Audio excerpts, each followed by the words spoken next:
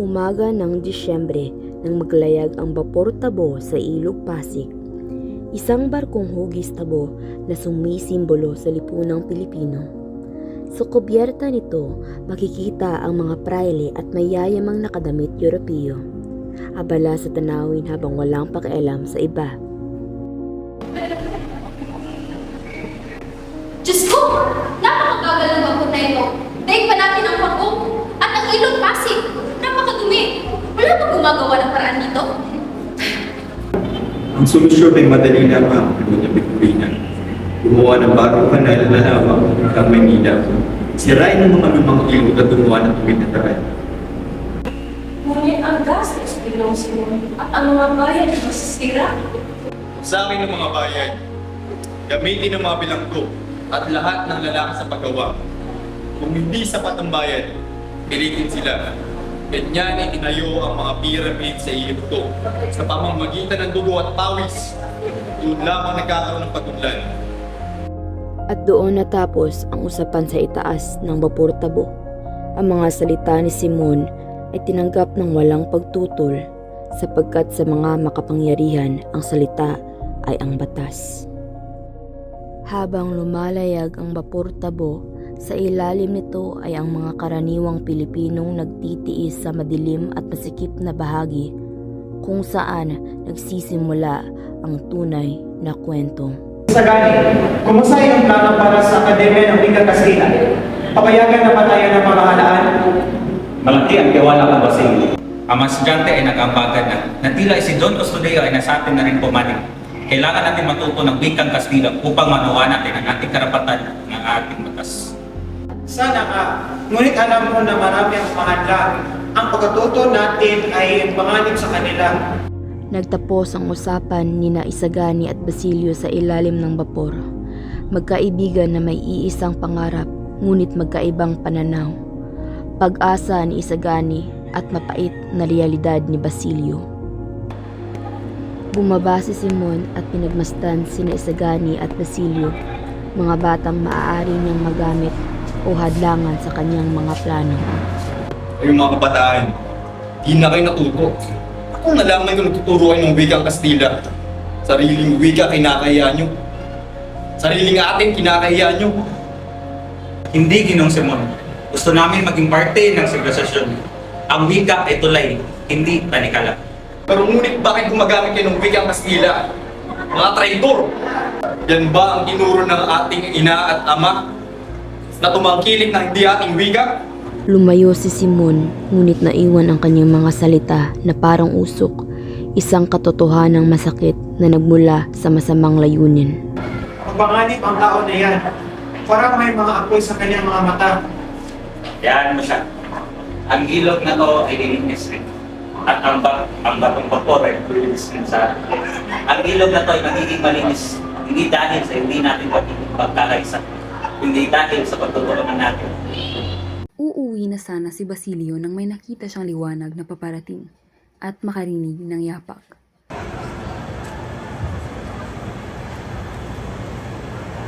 Nagtago siya sa puno ng balete at sa kabilang dako ng punong kanyang pinagtataguan ay tumigil ang taong dumating.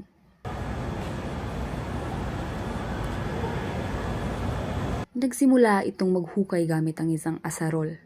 Nakikilala siya ni Basilio kaya agad siyang lumabas sa kanyang pinagtataguan.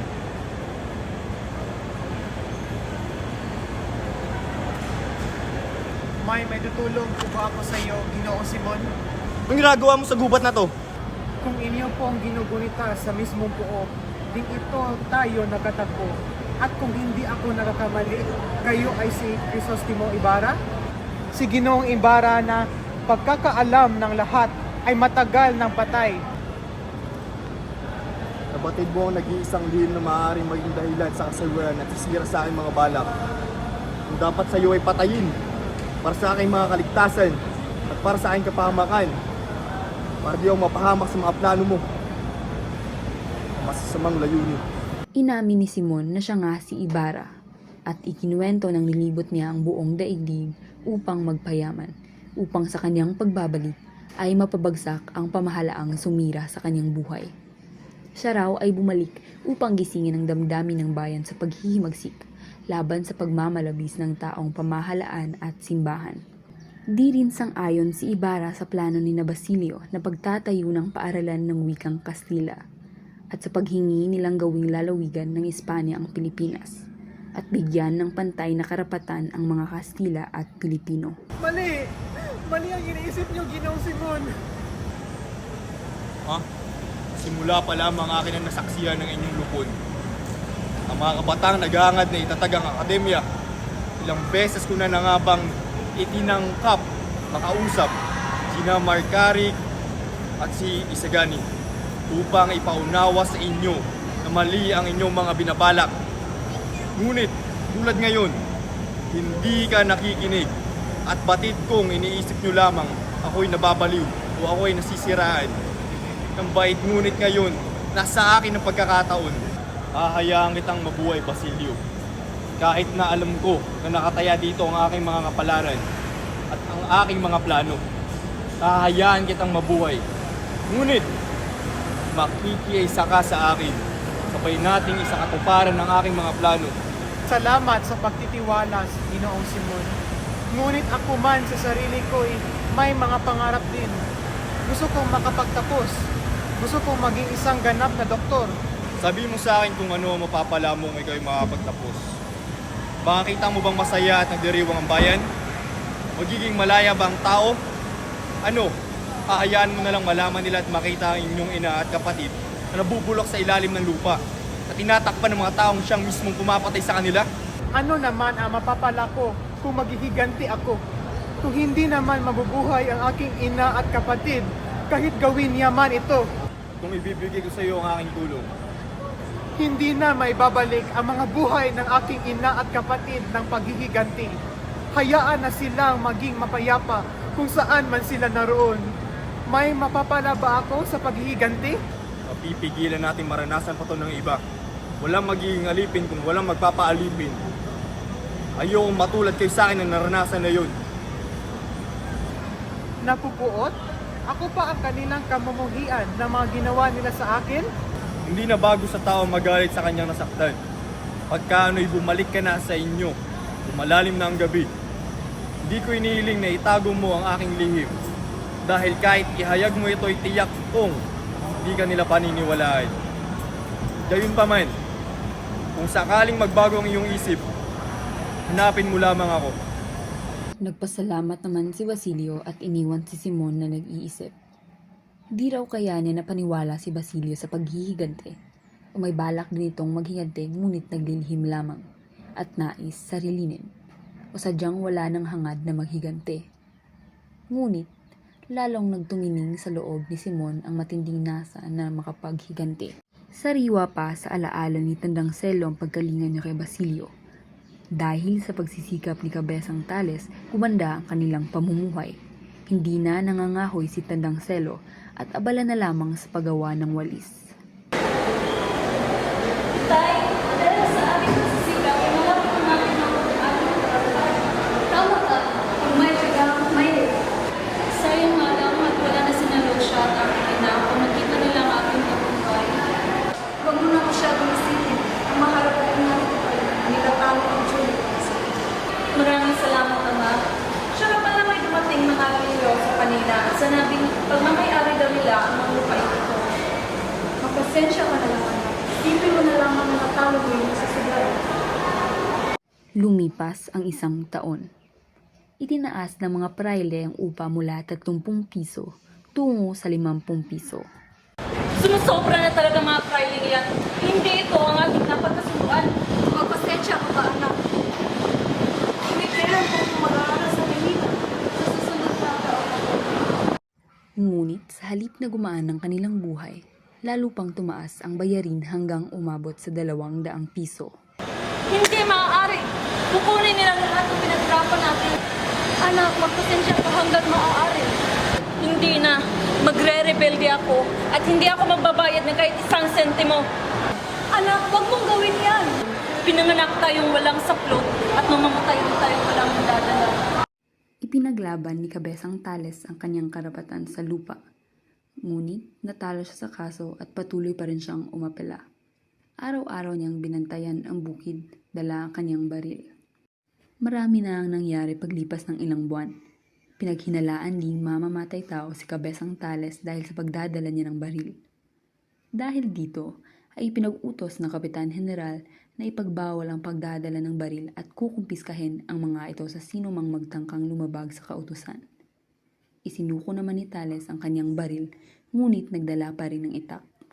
Ano ang laban at sa mga armas ng pulisan? Kailangan kong protektahan ang lupang aking pinaghirapan. Isang araw, nabihag si Cabezang Tales ng mga tulisan.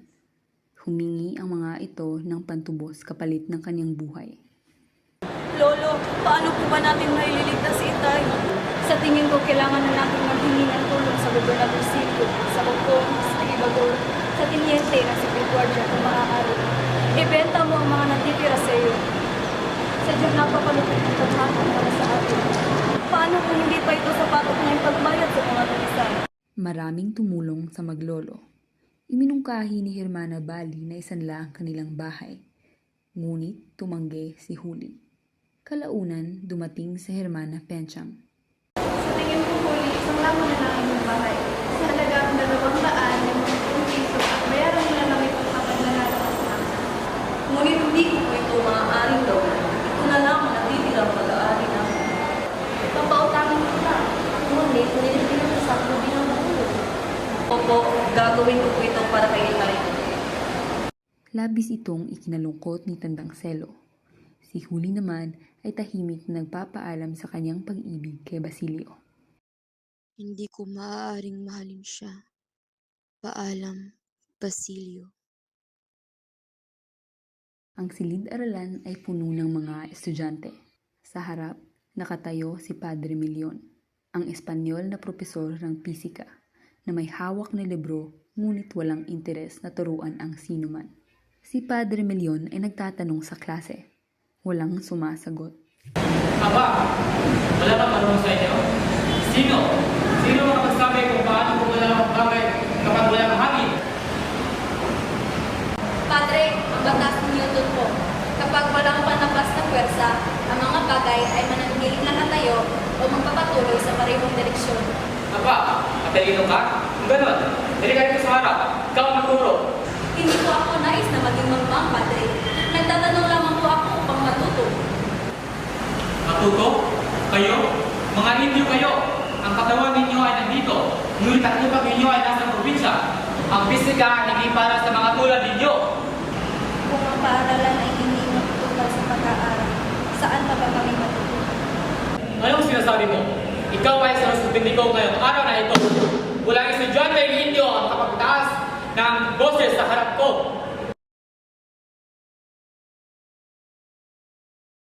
Huwag mong palampasin sa puso, Placido.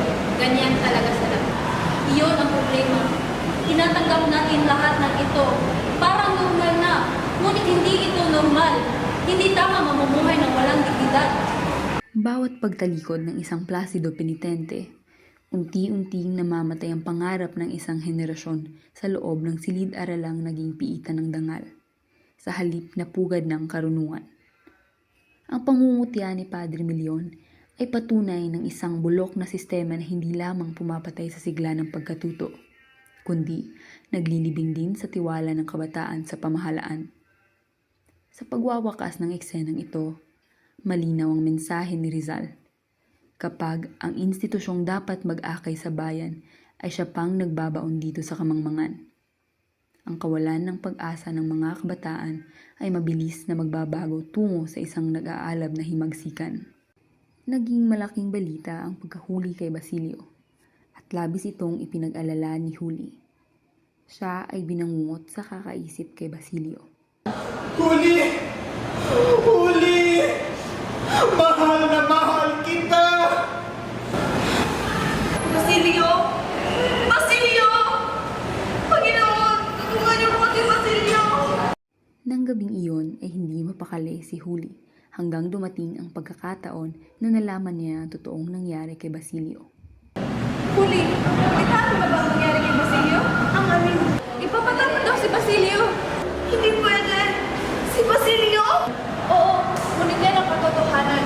Kung kaya mo siyang tulungan, puntahan mo si Padre Camora. Ang bagay ngayon,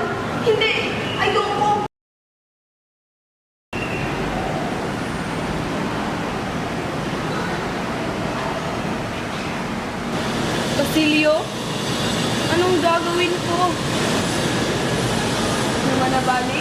Oo, huli. Totoo po bang sa impyerno na pupunta ang mga babae ng papakamatay? Ha? Natitiyak ko. Hindi na sa katuparan ang balak ni Huli sapagkat siya ay nabalot ng pangamba sa kaparusahan ng impyerno. Kaya naghanap siya ng ibang paraan upang matulungan si Basilio. Binilang niya ang kanyang pera na galing sa kanyang alkansya, ngunit ito'y hindi sapat. Pinayuhan siya ni Hermana Bali na humingi ng tulong sa isang kawani, ngunit wala itong nagawa at sila'y pinapunta sa hukom pamayapa. Doon, sinabi na si Padre Camora lamang ang maaaring makatulong kay Basilio. Huli, magmadali ka. Kailangan na natin puntahan si Padre Camora. Ipapatak mo na daw sa Carolina si Basilio. Ha? Ayoko pumunta kay Padre Camora. Natakot ako. Papabayaan na lang mo na ipatapon si Basilio? Huwag kang mag-alala. Hindi gagawa ng masama sa harap ko si Padre Camora. Halos pinagtulakan ni Hermana Bali papasok sa kumbento si Huli.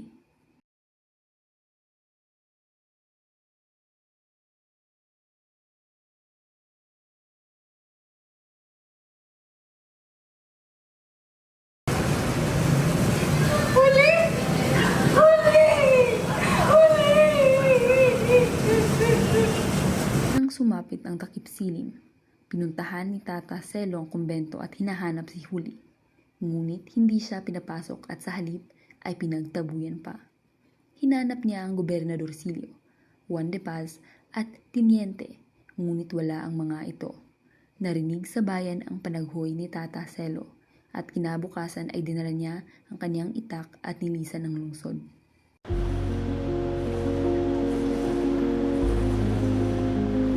Hindi nagpatungo si Simon sa lulaan. Sa halip, nakita siyang palibot-libot malapit sa kumbento ng Santa Clara, hindi mapalayo kay Maria Clara.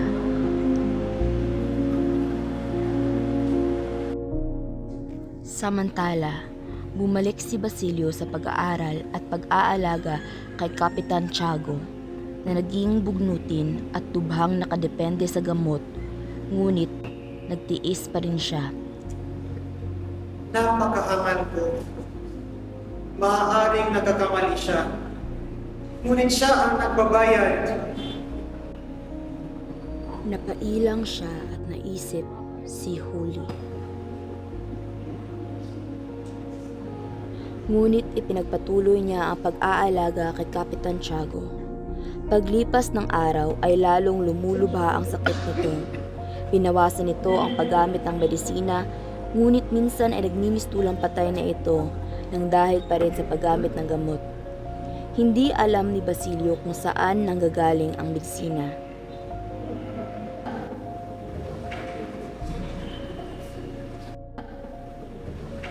Gawin mo ang iyong tungkulin, Pinata. Gawin mo ang iyong tungkulin. Ang gabing iyon, nag-aral si Basilio tungkol sa medisina nang marinig niya ang mga yabag ng paa. Pag-angat niya ng tingin, Simon? nagulat siya sa pagdating ni Simon. Gusto may sakit. Bahagya na ang pagtibok ng puso. Mahina na ang kanyang pulso. Wala na siyang gana kumain. Pinagpapawisan siya sa madaling araw. Nang makitang nakatingin si Simon sa mga mumunting aklat at sa pangambang baka maungkat ang pinag-usapan at pagtatalo nila sa gubat, ay nagpatuloy si Basilio. Talamak na ang lason sa buong katawan. Bukas o makalawa ay maaaring mamatay na parang tinamaan ng lintik.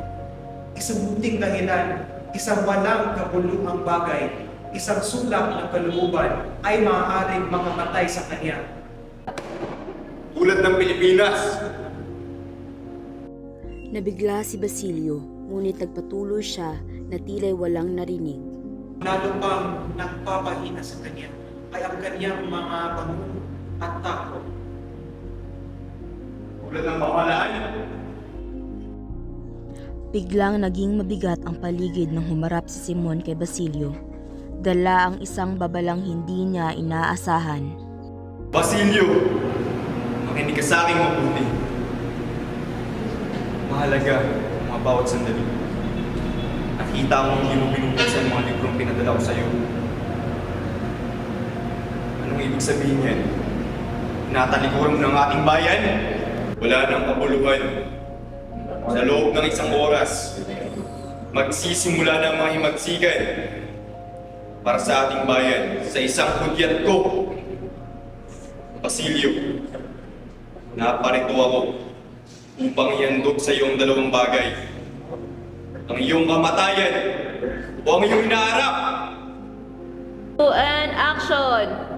Ang aking kamatayan o aking hinaharap? Sa panig ng pamalaan o sa amin, sa piling ng maniniil o sa piling ng iyong bayan. Pumili ka, magpasya ka. Wala nang panahon, Basilio. Nalilito at natatakot na si Basilio. Naiisip niya na ang mga maaaring mangyayari. At ano ang kailangan kong gawin? Tahimik ngunit mabigat ang plano ni Simon habang inuutusan si Basilio na samantalahin ang kaguluhan upang maligtas si Maria Clara mula sa kumbento ng Santa Clara. Simon, ika-6 na araw ngayon. Bukas na ililibing si Maria Clara. Kasinungalingan! Di totoo yan! Buhay si Maria Clara! Ilang araw na siya may sakit at pumupunta ako sa kumbento para makibalita. Pilit itinanggi ni Simon ang balita na patay na si Maria Clara. Ngunit iginiit ni Basilio ang katotohanan na si Maria Clara ay may sakit at pumanaw na. Sa gitna ng paglalahad, tuluyang gumuho ang pag-asa ni Simon. Maria Clara!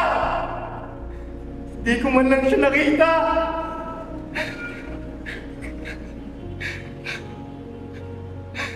Di ako naniniwala! Magkikita muli kami! Umaasa ako! Nag-uunahan lahat ang negatibong emosyon kay Simon. Galit, inis, lungkot, at lahat.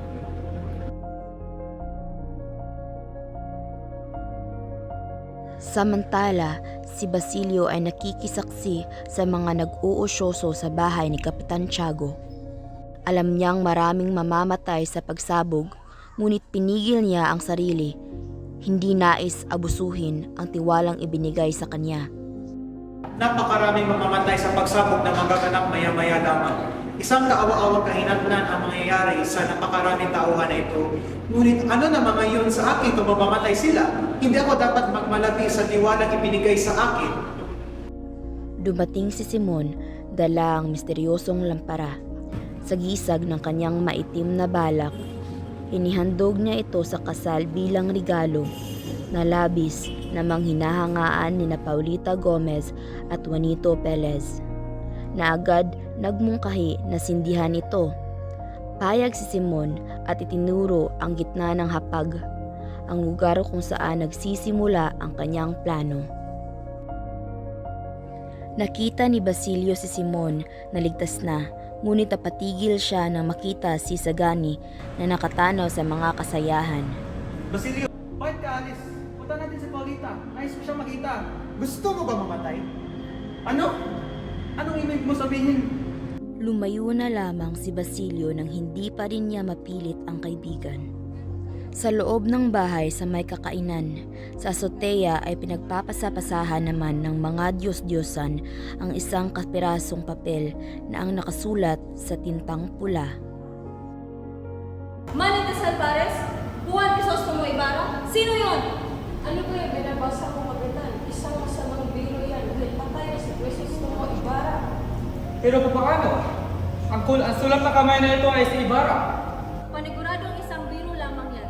Huwag niyo nang pansinin. At tayo'y magkasilahan. Sa paghahabol ng mga otoridad, uminom si Simon ng lason upang hindi mabunyag ang kanyang mga lihim at kasamahan.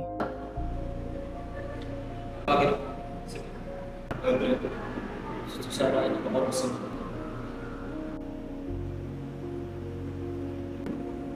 Diyos ko! Ano ito? Lason? Padre, huli na ako. Simon, baka meron kang lunas. Sa harap ni Padre Florentino, tuluyan niyang ibinunyag ang katotohanan na siya si Juan Crisostomo Ibarra. Nagbalik ako mula sa Europa na punong-puno ng pag-asa at makukulay na pangarap. Subalit, nawalan ako ng pangalan, karangalan, yaman, pag-ibig, kinabukasan, at ang sarili kong kalayaan. Nakaligtas dahil sa isang kaibigan na aking nakilala sa Nolim ni Tangere at sinumpa kong magiganti. Ako, Crisostomo Ibarra. Sa kanyang paghihingalo, inamin niya siya si Ibarra at kinilala ang kabiguan ng kanyang paghihiganti, habang napagtanto na ang tunay na kalayaan ay hindi sa dahas. Ang kwento ni Simon ay nagwakas sa isang malalim na gabi. Kasunod ang kanyang pagpanaw sa piling ni Padre Florentino. Sa huling sandali ito ng nobela, dala ng paring Pilipino ang baul na naglalaman ng lahat ng kayamanan at alahas ng mag-aalahas. Mga ginto, brilyante at perlas na naging mitsa ng karahasan at nanggaling din sa pagdurusa ng sambayanan. Sa halip na gamitin ang kayamanang ito, pinili ni Padre Florentino na itapon ng baul sa malalim na dagat upang doon ay maitago at hindi na muling magamit ng mga saking, mapanlinlang at marahas na tao. Ang paglubog ng mga alahas sa kailaliman ng tubig ay sumisimbolo sa pagtanggi sa madugong paraan ng paghihiganti. Ipinaliwanag dito na ang tunay na kalayaan ay hindi nakukuha sa pamamagitan ng karahasan o ipinagkaloob lamang ng iba. Ito ay isang bagay na dapat nagmula at isilang sa loob ng bawat Pilipino, sa edukasyon, sa pamilya at sa sariling puso.